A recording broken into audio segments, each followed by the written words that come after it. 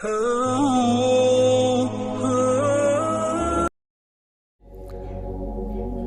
نہ جان جا رہی ہو نہ عزت جا رہی ہے تو پھر پیسہ بھی شریعت میں حکم ہے کہ اس کی بھی حفاظت کرو.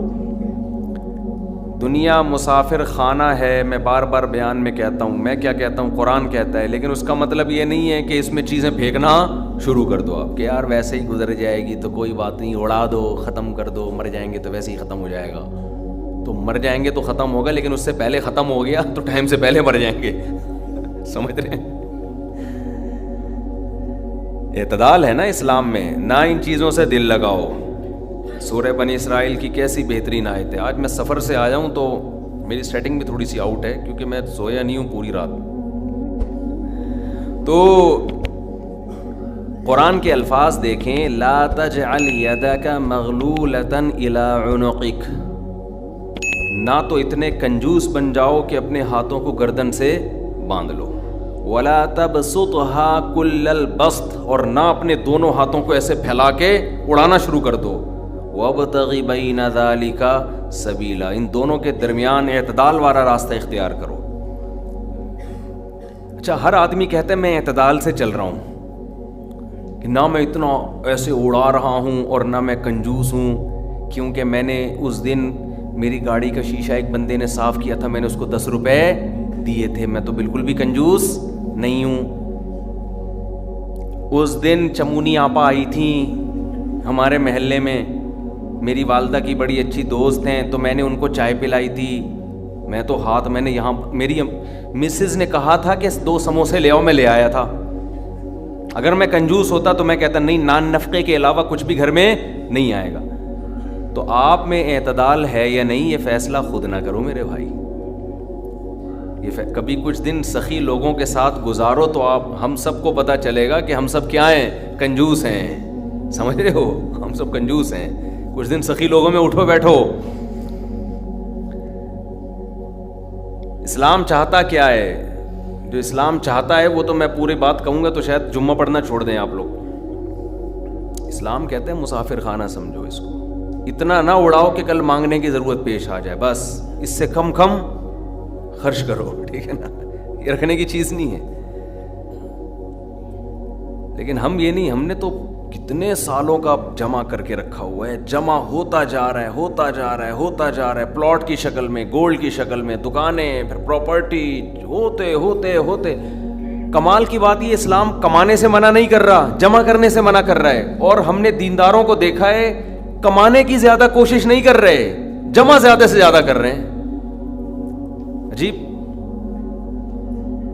بھائی، ارننگ بڑھاؤ، اپنی ڈبل کر دو، اس میں فائدہ ہے. مسلمان پاورفل ہوگا تو اسلام ترقی کرے گا. تو کہتے ہیں نہیں یار میری آمدن مہینے کی اتنی ہے تو مجھے کیا ضرورت ہے. لیکن اس آمدن کو کیا کر رہے ہیں؟ جمع کر رہے ہیں. بھائی کمائی ڈبل کر دو تاکہ خرچ بھی کیا ہو جائے، خرچ اچھی جگہوں پہ شروع کر دو. اپنے لیے نہیں کماؤ، قوم کے لیے کمانا شروع کر دو نا. ڈبل کمانا شروع کر دو، 4 گنا کمانا شروع کر دو، لیکن اس کمائی کو پھر خیر کے کاموں میں خرچ کرو. نبی صلی اللہ علیہ وسلم نے فرمایا ایماندار تاجر وہ شخص جو اس لیے تجارت کرے کہ لوگوں کے سامنے ہاتھ نہ پھیلانا پڑے، ایمانداری کے ساتھ تجارت کرے. پیغمبروں کے ساتھ ہوگا قیامت کے دن.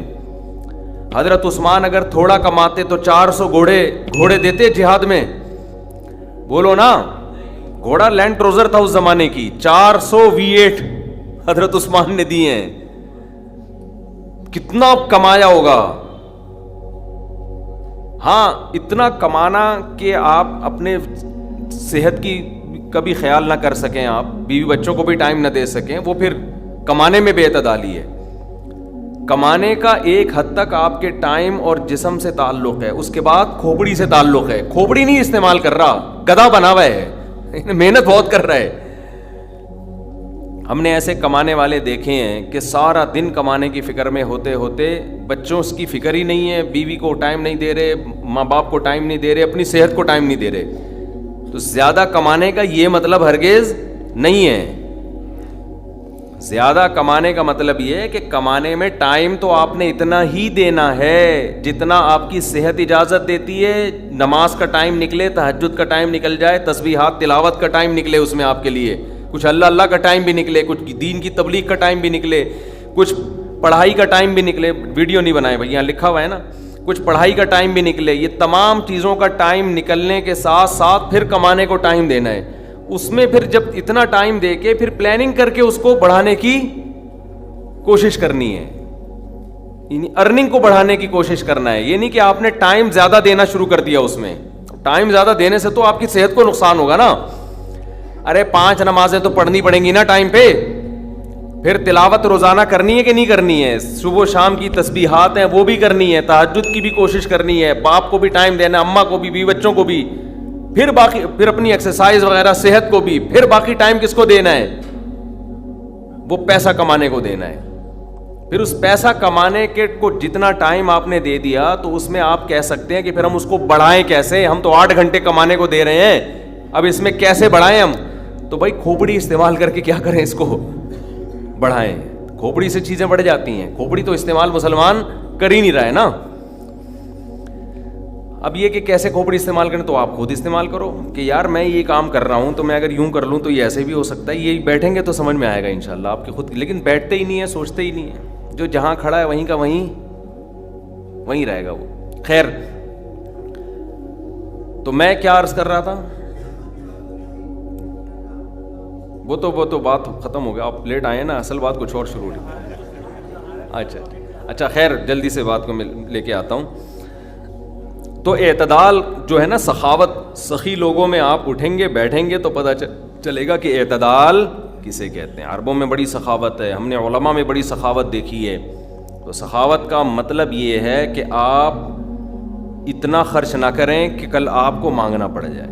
اس کا علماء نے ایک معیار بیان کیا ہے, وہ خوب اچھی طرح سمجھ لیں, وہ بڑا زبردست معیار ہے کہ اپنے اور اپنے بیوی بچوں کے لیے 1 سال کا ذخیرہ کر لیں پیسوں کا, چاہے وہ گولڈ کی شکل میں ہو یا کرنسی کی شکل, بہتر ہے گولڈ کی شکل میں ہو.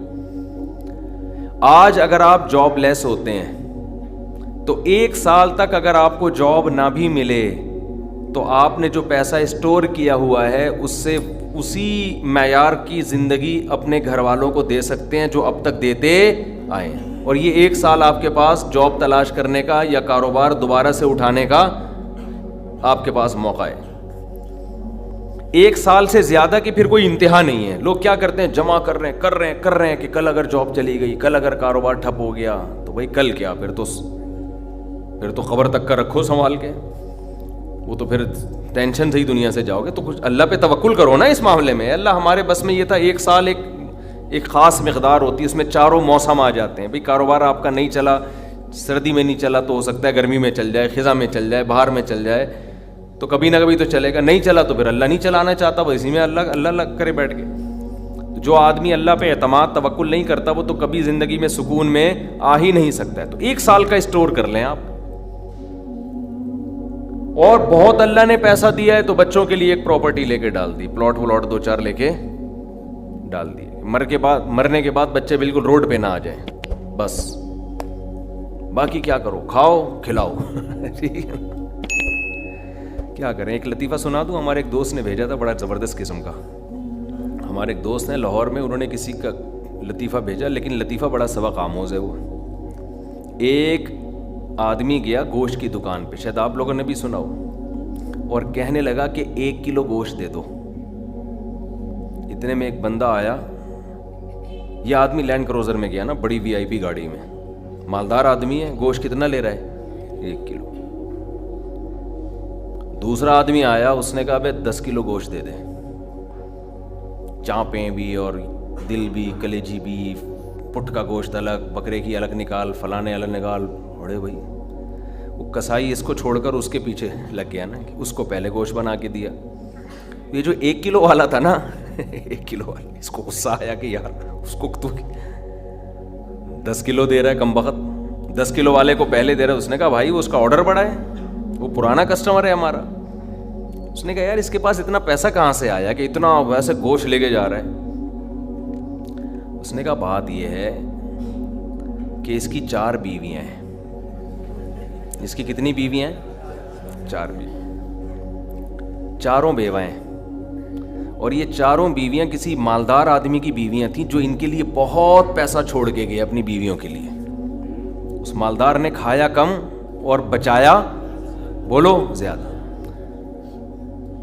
اب بچانے میں زندگی گزر گئی اس کی, تو ظاہر ہے کھانا نصیب نہیں ہوا, مر گیا. وہ مر گیا جب میں نے اس اسٹائل سے کہا نا, تو مجھے وہی یاد آ گیا لڈن جعفری, اللہ مر گئے پھر دوبارہ زندہ ہو گیا, کچھ اسٹائل اچھا تھا. تو بچایا نہیں, اور سوری بچا کے مر گیا. اب ظاہر ہے بیوی جو تھی ان کو پیسہ مل گیا ٹھیک ٹھاک, اب ان کے پاس پیسہ ہے, بندہ مارکیٹ سے شارٹ ہے. عورت کو ظاہر ہے پیسے کے ساتھ شوہر بھی تو چاہیے نا, اس میں بھی ڈیزائرز ہیں, اس کو بھی ضرورت ہے میاں کی. تو یہ غریب کا جذبہ تھا 4 شادیاں کرنے کا نا, تو یہ کرتا چلا گیا. پرانے والے کا سارا پیسہ کس کے پاس آ گیا, اب یہ بیوی کے خرچے پہ کھا رہا ہے, یہ بچا نہیں رہا, ظاہر ہے عورت کا پیسہ ہے. تو یہ دوسرے کے پیسے پر ان کی بیویوں سے شادی بھی کی ہوئی ہے, اور اس دوسرے کے پیسے پر کھا بھی رہا ہے. اس لیے یہ 10 کلو گوشت لے کے جاتا ہے, سمجھ رہے ہو. اس نے فوراً کہا میرے لیے بھی 10 کلو بنا دے, میں نہیں چاہتا میرے مرنے کے بعد میرا ہوا بچا پیسہ کوئی اور بے غیرت استعمال کرے. معذرت کے ساتھ, ابے پہلے خود تو کھاؤ. اس وقت جو تمہاری حاضر سروس بیوی ہے, بولو تم جب تک میری بیوی ہو تو کھاؤ, ٹھیک ہے نا, تم بھی کھاؤ میں بھی کھاؤں گا. مر گئے تو بھائی وہ اس کے لیے نکاح کا دروازہ, اور جب ہمارے بیانات چل رہے ہیں تو یہ تو اور دروازہ کھل گیا ہے. پہلے تو بیوہ کو رشتہ ہی نہیں ملتا تھا نا, اب تو بہت سی بیوہ ایسی مارکیٹ میں آ گئی ہیں, پیسہ بہت ہے, بندہ نہیں ہے, ہم اپنے خرچے پہ شادی کرنے کے لیے تیار ہیں, کوئی شریف آدمی مل جائے ہمیں. اب تو ایسی بیوہ بہت آ گئی ہیں مارکیٹ میں کہ جی پیسہ ہمارے میاں بہت چھوڑ کے گیا, بندہ نہیں ہے. تو میں نہیں کہہ رہا آپ بیوی کے لیے پیسہ نہ بچائیں, لیکن یہ دماغ میں رکھیں کوئی بغیرت آپ کے پیسے پہ آپ کی بیوی کے ساتھ زندگی گزارے گا, خرچہ آپ کا ہوگا, آپ اس کو پیسہ دے کے جا رہے. تو اعتدال اس چیز میں ضروری ہے. ایسے لاوارث نہ چھوڑو اپنے بیوی بچوں کو, لیکن اعتدال, اتنا بھی نہ دو کہ ہری ہری سوجنا شروع ہو. بچوں کے لیے بھی بناؤ کچھ. خیر, کہاں سے کہاں بات چلی گئی یار, تو جلدی سے بات کو سمیٹتا ہوں. کیا کروں, پھر گھوم پھر کے ادھر ادھر دائیں بائیں جانے لگتے ہیں. تو یہ میں ان لوگوں کے لیے یہ لطیفہ ہے جو بہت زیادہ بچانے کی فکر کرتے ہیں. میں کہتا ہوں نا, آپ اپنی اولاد کے لیے بچا رہے ہو, اپنی اولاد کے لیے بچا رہے ہو, کھا نہیں رہے, نہ خرچ کر رہے ہو بچوں کے, تو بچے پھر جب بچوں کے پاس آئے گا تو وہ اپنے بچوں کی فکر میں بچائیں گے. تو آپ بھی تو خود کسی کے بچے ہو نا, آپ کھاؤ, بولو مجھے اپنے ابا کے بچوں کی فکر ہے, میرے ابا نے میرے لیے چھوڑا تھا, میرے بچوں کے لیے تھوڑی چھوڑا تھا. اور اگر آپ کے ابا نے آپ کے لکھ کے بجائے آپ کے بچوں کے لیے چھوڑا تھا تو آپ کے ابا تو بڑے بے وقوف تھے, کیونکہ بچوں کے لیے بھی اس لیے چھوڑا کہ وہ اپنے بچوں کے لیے چھوڑیں, پھر تو کھائے گا کون پھر اس کو بیٹھ کے. بات یہ کہ اللہ پہ اعتماد اور توکل بالکل ختم. یہ بھول گئے ہیں کہ جب انسان دنیا میں آتا ہے تو صرف پیٹ نہیں لے کے آتا, 2 ٹانگیں 2 ہاتھ کمانے کے لیے لے کے بھی آتا ہے. آپ کا بچہ اپاہج ہے تو سمجھ میں آتی ہے بات, 2 ہاتھ 2 ٹانگیں, تو بھائی جیسے آپ نے کمایا وہ بھی کمائے گا انشاءاللہ. جب آپ پیدا ہوئے تھے خدا نے آپ کی ماں کی چھاتیوں میں آپ کے لیے رزق پیدا کیا تھا, آپ کا بچہ پیدا ہوا تو اس کی ماں کی چھاتیوں میں بھی خدا نے رزق پیدا کیا ہے. تو اس کا مطلب رزق بچہ لے کر آ رہا ہے. تو فکر کرو اعتدال کے ساتھ, اس کو سروں پہ مسلط نہ کرو, مسلط نہیں کرو, مسلط اتنی کرو کہ بس میں نے کمانا ہے, بیوی بچوں کو فی الحال کھلانا ہے میں نے, اس کے علاوہ رزق کے دروازے کھل رہے ہیں تو کھلے, جتنا اللہ کھول دیتا ہے. بعض دفعہ نہیں کھولتا اللہ تعالیٰ, یبسط الرزق لمن یشاء ویقدر, جس کے لیے چاہتا ہوں رزق کھول دیتا ہوں, جو جس کے لیے نہیں چاہتا وہ ایڑیاں کس رگڑ لیتا ہے مگر رزق کا دروازہ نہیں کھولتا. تو ٹینشن کس بات کی ہے, یہ تو اللہ کے ہاتھ میں ہے. آپ نے کوشش کرنی ہے, نتیجہ آپ کے ہاتھ میں نہیں ہے. اللہ غریب رکھے تو بھی خوش, انجوائے کرو یار, جس نے مجھے کھلا دیا تو بس میری ضرورت بھی 2 پراٹھے ہیں, تو میرے بچوں کی بھی یہی ضرورت ہے, اللہ ان کو بھی کھلا دے گا. اللہ میں لاہور سے آیا ہوں, پراٹھا آتے ہی پراٹھا کھایا ہوٹل پہ جا کے, اتنا مزہ آیا کہ سبحان اللہ, نہیں ملتے پنجاب میں یہ والے پراٹھے, یہ چیز نہیں ہے پنجاب میں. پنجاب میں لسی ہے, پائے ہیں ہوں گے بھائی, یہ چیز نہیں ہے بھائی. رفیع بھائی بہت دیکھ لیا, مایوس ہوتے ہیں نا انسان جا کے, وہ ناشتے کا وہ لک ہی نہیں آ رہا ہوتا. تو ہماری ضرورت بس یہی ہے. تو اللہ دے دے تو ٹھیک ہے بھائی, کچھ بہت دے دیا, کھا بھی لیا, استعمال بھی کر لیا, تو چلو یار ایک آدھ بحریہ ٹاؤن میں بچوں کے لیے پلاٹ بنا کے چھوڑ دیا, مرمر آ جائیں گے تو چلو. اس سے زیادہ tension tension tension tension tension آخرت کی ہے. ہمارے ایک دوست نے پراپرٹی لی, اس کے ساتھ ہی قبرستان بھی ہے. تو بار بار وہاں کھڑے ہو کے بول رہے ہیں کہ یار دیکھو, میں ان سے کہہ رہا تھا, ان کو ڈرا رہا تھا. میں نے کہا آپ اپنا پلاٹ دیکھ دیکھ کے خوش ہوتے رہتے ہو, اصل پلاٹ تو یہ ہے, یہاں ہے, تھوڑے دنوں میں کدھر آنا ہے, ادھر آنا ہے. میں نے کہا یہاں آپ جو پلاٹ لیا اس پہ مکان بناؤ گے 10 15 20 سال کی کہانی ہے آپ کی, اس سے زیادہ کی مجھے سفید بال دیکھ کے لگ رہا ہے کہ ہوگی نہیں. اور یہاں 20,000 25,000 30,000 پتہ نہیں کتنا رہنا پڑے. تو جب اپنی پراپرٹی کو دیکھنے جاؤ, ساتھ میں یہ قبرستان پہ تھوڑی دیر کھڑے ہو کر دیکھ لیا کرو کہ یار آنا کہاں ہے, ادھر ہی. تو اتنا زیادہ خوش ہونے کی بالکل بھی ضرورت نہیں ہے. اس کی تیاری کیا کی ہے اس قبر کی, اس کی تیاری کرو. اس کی تیاری ہے راتوں کو تہجد, اللہ کے سامنے گڑ گڑانا, نظر کی حفاظت کرنا, حرام کھانے سے اپنے آپ کو بچانا, اپنی اولاد کی اچھی تربیت کرنا. یہ اس کی تیاری ہے اس قبر کی. ذکر کرنا. دیکھو یہ جو ہم ذکر کرتے ہیں نا, لا الہ الا اللہ یا سبحان اللہ والحمدللہ, یہ ہلکے کلمات نہیں ہیں. لوگ اس کو ہلکا سمجھ رہے ہوتے ہیں نا, کہ کوئی تسبیح پکڑ کے لا الہ الا اللہ اللہ اللہ کر رہا ہے بیٹھ کے, کیا کر رہا ہے, ٹائم ویسٹنگ. معاذ اللہ. اللہ کو سب سے زیادہ یہ عمل محبوب ہے کہ میرا تذکرہ کر رہا ہے. ہم جب دنیا کا تذکرہ کرتے ہیں, پراپرٹی وہاں چلی گئی, ابے تجھے پتہ ہے وہ بھی ہاتھ سے نکل گئی پراپرٹی, اور یہ بھی ہو گیا اور وہ بھی ہو گیا, ابے تجھے پتہ ہے آج کل کون سا بزنس چل رہا ہے. صبح و شام دنیا دنیا دنیا جو کرتے ہیں نا, اس میں ہمیں دلچسپی ہے, اللہ کو کوئی دلچسپی نہیں ہے. یہ فنا ہونے والی چیز ہے. اور اگر ہم زبان سے لا الہ الا اللہ اللہ اکبر شروع کر دیں تو اس میں ہمیں دلچسپی نہیں ہے, لیکن اللہ کو اس میں بہت دلچسپی ہے. نبی صلی اللہ علیہ وسلم نے فرمایا اللہ کے ذکر کے علاوہ سب کچھ اس دنیا میں باطل ہے, سب کچھ باطل ہے. دنیا کا تذکرہ بھی اللہ کے لیے ہو تو اچھا ہے. آپ پراپرٹی بھی لے رہے ہیں تو یار اللہ کے لیے لے رہا ہوں میں, کہ اللہ کا حکم ہے کہ سب اڑاؤ نہیں, کچھ اگر اللہ نے وسائل دیے تو کچھ بچا لو اولاد کے لیے, تو اللہ کا حکم ہے تو یہ ذکر بن جائے گا. لیکن ہمارے ایسا نہیں ہے ہمارا مزاج. ہم تو دنیا کے چسکے لے لے کے تذکرے کرتے ہیں ہر وقت. تو یہ اس کی اگر ہم معمول بنا لیں نا, تسبیح ہاتھ میں رکھیں, میں نے دیکھا اس کا بڑا اثر پڑتا ہے. لاشعوری طور پر انسان کی زبان چلنا شروع ہوتی ہے, لاشعوری طور پر. تو عادت ڈالیں اللہ کا نام لینے کی, ادھر سے دماغ ہٹے گا. یہ جو گند میں دنیا کے گٹر جو ہمارے حضرت فرمایا کرتے تھے, دنیا کی محبت کے دلوں میں گٹر ابل رہے ہیں, تو سکون کہاں سے ہوگا؟ سکون خوشبو میں ہوتا ہے, گٹر کی بدبو میں تھوڑی ہوتا ہے. یہ دنیا کی محبت میں بھی اسمیل ہے, ایک بدبو ہے.